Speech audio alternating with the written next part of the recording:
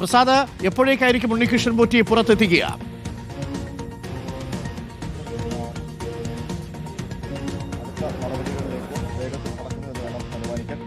T V Prasad കേൾക്കാൻ കഴിയുമെങ്കിൽ എപ്പോഴായിരിക്കും crime branch ഓഫീസിനുള്ളിൽ നിന്നും ടി വി നമ്മളുടെ എസ് പി ശശിധരൻ അകത്തേക്ക് കയറുകയാണ്. എസ് പി ശശിധരനാണ് ഇപ്പോൾ ഇങ്ങോട്ടേക്ക് വന്നത്. എസ് പി ശശിധരൻ ഇവിടെ നിന്ന് അകത്തേക്ക് കയറി കഴിഞ്ഞു. ഇന്നലെ രാത്രിയാണ് ശബരിമലയിൽ നിന്ന് സന്നിധാനത്തിൽ നിന്ന് എസ് പി ശശിധരൻ ഇവിടേക്ക് എത്തിയത്. അതിന് പിന്നാലെയാണ് പിന്നീട് വൈദ്യപരിശോധനയ്ക്ക് കൊണ്ടുപോയതും അന്വേഷണ ഉദ്യോഗസ്ഥൻ വന്നതിന് ശേഷം അറസ്റ്റ് രേഖപ്പെടുത്തുകയും ചെയ്ത് വീണ്ടും ഇന്ന് രാവിലെ തന്നെ വന്നു കഴിഞ്ഞു. ഇനിയിപ്പോൾ അധികം വൈകുന്നതിന് മുമ്പ് തന്നെ ഇവിടെ നിന്ന് ഉണ്ണികൃഷ്ണൻ പോറ്റിയെയും കൊണ്ട് റാന്നിയിലേക്ക് കൊണ്ടുപോകാനുള്ള സാധ്യതയാണുള്ളത്. കാരണം 11 മണിക്ക് കോടതി നടപടികൾ തുടങ്ങും. 12 മണിക്കുള്ളിൽ തന്നെ ഉണ്ണികൃഷ്ണൻ പോറ്റിയെ ഹാജരാക്കുക എന്ന ലക്ഷ്യമാണ് പോലീസ് സംഘത്തിന്, അന്വേഷണ സംഘത്തിന് ഉള്ളത്. അതിനുള്ള നടപടിക്രമങ്ങൾ പുരോഗമിക്കുന്നു. തിരുവനന്തപുരത്ത് നിന്ന് റാന്നിയിലേക്ക് എത്തേണ്ട ദൂരമുണ്ട്. ഉറപ്പായും ആ 12 മണിക്ക് മുമ്പ് തന്നെ എത്തുന്ന രീതിയിലുള്ള ക്രമീകരണമാണ് ചെയ്തിരിക്കുന്നത്. ഇതിൽ ഏറ്റവും പ്രധാനപ്പെട്ട ഒരു അന്വേഷണ ഘട്ടത്തിലേക്ക് ക്രൈംബ്രാഞ്ച് കടക്കുന്നു, പ്രത്യേക അന്വേഷണ സംഘം കടക്കുന്നു എന്നുള്ളതാണ് ഇതിലെ പ്രധാനപ്പെട്ട കാര്യം. ഓക്കെ, വളരെ നിർണായകമായ നീക്കങ്ങളാണ് നടക്കുന്നതെന്നാണ് നമ്മൾ മനസ്സിലാക്കുന്നത്, അല്ലെ ടി വി പ്രസാദ്? അല്പസമയത്തിനുള്ളിൽ ഇന്നലെ രാത്രി മുഴുവൻ ഏകദേശം 10-12 മണിക്കൂറോളം ചോദ്യം ചെയ്തു എന്നാണ് മനസ്സിലാക്കുന്നത്. അതിനുശേഷമാണ് അറസ്റ്റിലേക്ക് കടന്നത്.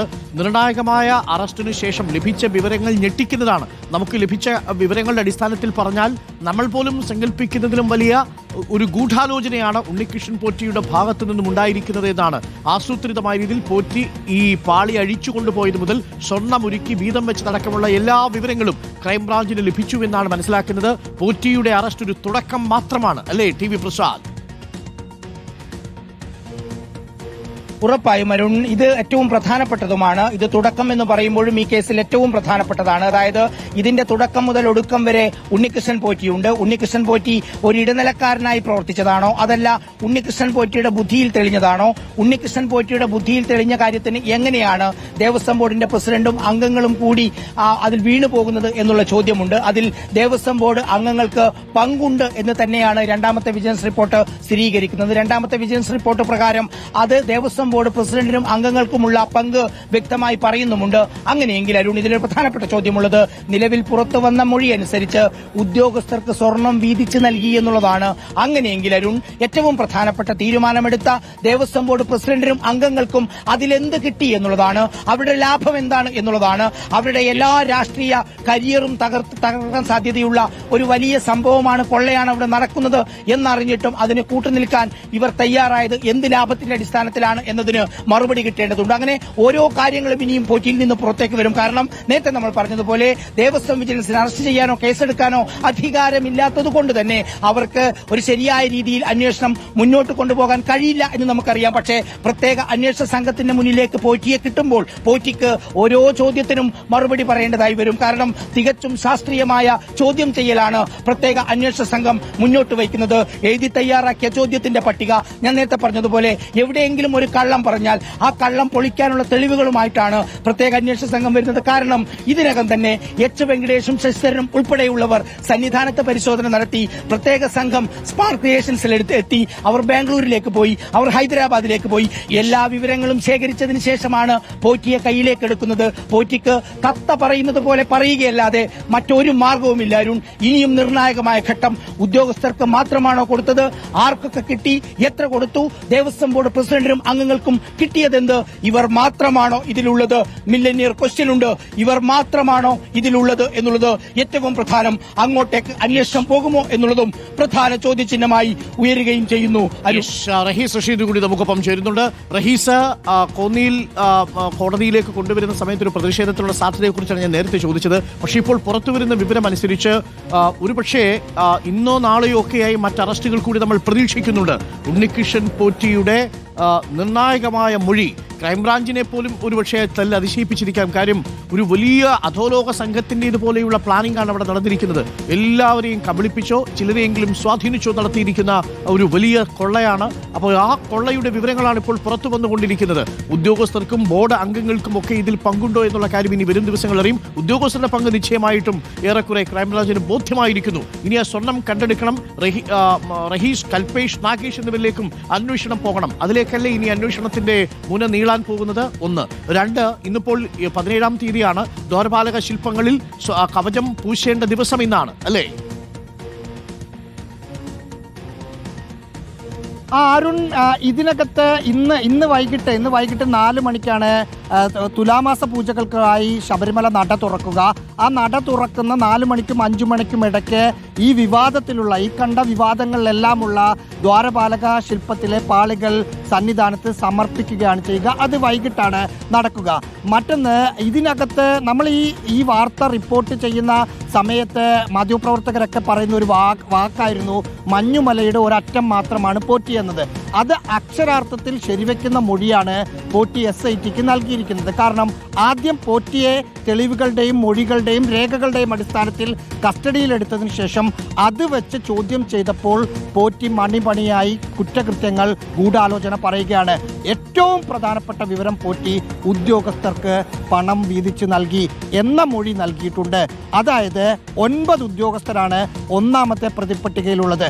ഒന്നാമത്തെ പ്രതിപ്പട്ടികയിൽ ഇല്ലാത്ത അന്നത്തെ ദേവസ്വം കമ്മീഷണറായ N വാസു രണ്ടാമത്തെ FIRലുണ്ട്. അങ്ങനെ 10 ഉദ്യോഗസ്ഥരാണുള്ളത്. ഈ 10 ഉദ്യോഗസ്ഥർക്കും പണം വീതം വെച്ച് നൽകിയോ? അതിൽ ഏറ്റവും കൂടുതൽ പണം ആർക്ക് കിട്ടി? ഇനി ഉദ്യോഗസ്ഥരുടെ കയ്യിലേക്ക് കിട്ടിയ പണം ഉദ്യോഗസ്ഥർ മാത്രം വെക്കുകയായിരുന്നോ ചെയ്തിരുന്നത്? ഒരു ഉദ്യോഗസ്ഥരും അല്ലെങ്കിൽ ഒന്നിലധികം ഉദ്യോഗസ്ഥരും ഒരു ഉണ്ണികൃഷ്ണൻ പോറ്റിയും മാത്രം നോക്കിയാൽ കോടിക്കണക്കിന് രൂപ വിലയുള്ള അമൂല്യ വസ്തുക്കൾ സന്നിധാനത്ത് നിന്ന് കടത്തിക്കൊണ്ടുപോകാൻ പറ്റില്ല എന്ന് എല്ലാവർക്കും അറിയാം. സ്വാഭാവികമായും ദേവസ്വം ബോർഡ് ഭരണസമിതിക്ക് ഇതിനകത്ത് എന്ത് പങ്കാണുള്ളത്? പോറ്റി ഉദ്യോഗസ്ഥർക്ക് വിഹിതം കൊടുക്കുന്നു. ഉദ്യോഗസ്ഥർ അവർക്കോ അതല്ലെങ്കിൽ ഇത് നിയന്ത്രിച്ചിരുന്ന ഇനി പുറത്തു വരാനുള്ള ഇതിലെ മുഖ്യ സൂത്രധാരൻ എന്ന് കരുതുന്ന ആൾക്കോ കൊടുത്തിട്ടുണ്ടോ എന്നതൊക്കെ അടുത്ത കസ്റ്റഡിയിൽ. ഞാൻ റഹീസിലേക്ക് ഇനി ഒന്ന് മടങ്ങി വരാം. പ്രവീൺ പുരുഷോത്തമൻ കൂടി നമുക്കൊപ്പം ചേരുന്നുണ്ട്. അതിനു മുൻപ് ഒന്നുകൂടി ഞാനൊന്ന് ഹരിയിലേക്ക് പോകുന്നു. ഹരി, ഇപ്പോൾ ക്രൈംബ്രാഞ്ച് ഓഫീസിലേക്ക് കൂടുതൽ ഉദ്യോഗസ്ഥർ എത്തുകയാണ്. നിർണായകമായ നീക്കങ്ങളാണ് നടക്കുന്നത്. അങ്ങനെയാണെങ്കിൽ അല്പസമയത്തിനുള്ളിൽ ഉണ്ണികൃഷ്ണൻ പോറ്റി ക്രൈംബ്രാഞ്ച് ഓഫീസിൽ നിന്ന് പുറത്തിറക്കും, അല്ലേ?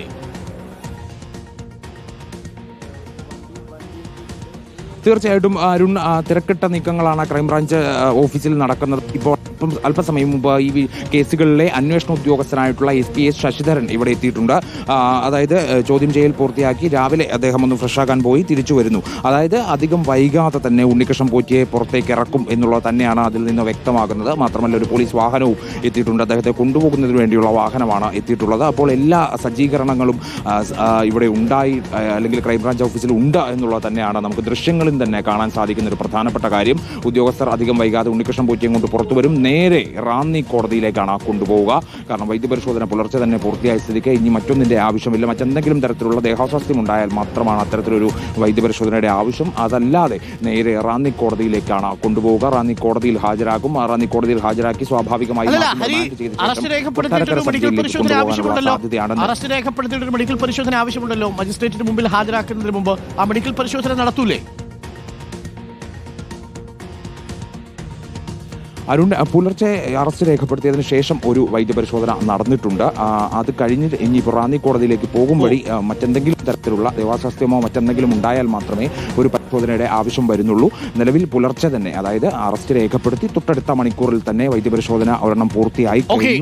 ഇപ്പോൾ നമുക്ക് ലഭിച്ചിരിക്കുന്ന വിവരമനുസരിച്ച് ഈ ഉണ്ണികൃഷ്ണൻ പോറ്റി ക്രൈംബ്രാഞ്ചിന് നൽകിയ മൊഴിയുടെ വിവരങ്ങൾ അത് വളരെ പ്രധാനപ്പെട്ടതാണ്. അത് നമ്മൾ പുറത്തുവിടാൻ പോവുകയാണ്. പ്രിയപ്പെട്ട പ്രേക്ഷകരെ, ക്രൈംബ്രാഞ്ചിന് ഉണ്ണികൃഷ്ണൻ പോറ്റി നൽകിയ മൊഴിയുടെ വിവരങ്ങൾ നമ്മൾ പുറത്തുവിടുകയാണ്. നിർണായകമായ ആ മൊഴികളിൽ ഉദ്യോഗസ്ഥരുടെ ചങ്കിടിപ്പ് കൂട്ടുന്ന വിവരങ്ങളാണുള്ളത്. തിരുവിതാംകൂർ ദേവസ്വം ബോർഡിന്റെ ചങ്കിടിപ്പ് കൂട്ടുന്ന വിവരങ്ങളാണുള്ളത് എന്നാണ് മനസ്സിലാക്കുന്നത്. നമ്മൾ ഇതുവരെ കണ്ടതല്ല. ഇത് കേവലം വിശ്വാസത്തിന്റെ തട്ടിപ്പ് മാത്രമല്ല, സ്വർണം തട്ടിക്കാൻ വേണ്ടിയുള്ള ഒരു വലിയ ഗൂഢാലോചന. യഥാർത്ഥത്തിൽ അധോലോകത്തിലൊക്കെ നടക്കുന്നത് പോലെയുള്ള ഒരു സംഘം ഇവിടെ പ്രവർത്തിച്ചിരുന്നു എന്നത് സൂചിപ്പിക്കുന്ന രീതിയിലാണ് ഈ വിവരങ്ങൾ പുറത്തു വന്നുകൊണ്ടിരിക്കുന്നത്. ഉണ്ണികൃഷ്ണൻ പോറ്റി ക്രൈംബ്രാഞ്ചിന് നൽകിയിരിക്കുന്ന മൊഴികൾ അത്രത്തോളം ഗൗരവമേറിയതാണ്. ആ നിർണായക വിവരങ്ങൾ റിപ്പോർട്ടർ പുറത്തുവിടുകയാണ്. ഹരി, മുരാരി ബാബുവിനെതിരെ മൊഴി നൽകിയിരിക്കുന്നു എന്നുള്ളതാണ് ഇതിൽ ആദ്യത്തെ ഏറ്റവും പ്രധാനപ്പെട്ട കാര്യം, അല്ലേ ഹരി?